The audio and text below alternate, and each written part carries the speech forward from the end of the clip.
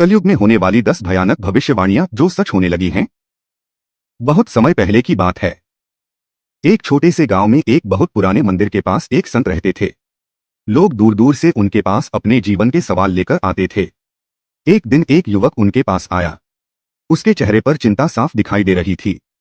उसने संत से पूछा, गुरुदेव, आज दुनिया में इतना झगड़ा, लालच और दुख क्यों बढ़ता जा रहा है? क्या यह वही कलयुग है जिसकी भविष्यवाणी शास्त्रों में की गई थी? संत ने कुछ देर आंखें बंद की और फिर बोले, हाँ बेटा, हमारे पुराणों में कलयुग के बारे में कई भयानक भविष्यवाणियां लिखी हैं और उनमें से कई आज सच होती दिखाई दे रही हैं। युवक ध्यान से सुनने लगा। संत ने कहा, पहली भविष्यवाणी यह है कि कलयुग में धन सबसे बड़ा भगवान बन जाएगा। लोग इंसान की अच्छाई नहीं बल्कि उसके पैसे को देखेंगे। दूसरी भविष्यवाणी, रिश्तों में प्रेम कम हो जाएगा। भाई भाई से लड़ेंगे और माता पिता का सम्मान भी धीरे धीरे कम हो जाएगा। तीसरी भविष्यवाणी, झूठ बोलने वाले और चालाक लोग समाज में आगे बढ़ेंगे और सच्चे लोगों को कमजोर समझा जाएगा। चौथी भविष्यवाणी, लोग बाहर से अच्छे दिखेंगे लेकिन अंदर से स्वार्थी होंगे। धर्म का दिखावा बढ़ेगा लेकिन सच्ची भक्ति कम हो जाएगी। युवक यह सब सुनकर चौंक गया। संत ने आगे कहा, पांचवी भविष्यवाणी, प्रकृति का संतुलन बिगड़ जाएगा। कभी भयंकर गर्मी, कभी अचानक बारिश और कभी बड़ी आपदाएं आएंगी। छठी भविष्यवाणी, इंसान का धैर्य कम हो जाएगा।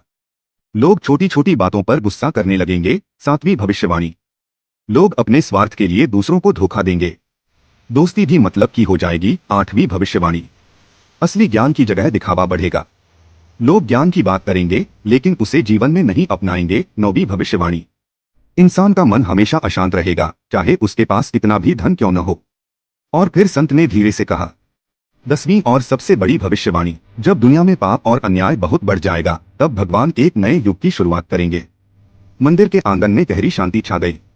युवक ने संत से पूछा, गुरुदेव, अगर यह सब सच है तो हमें क्या करना चाहिए?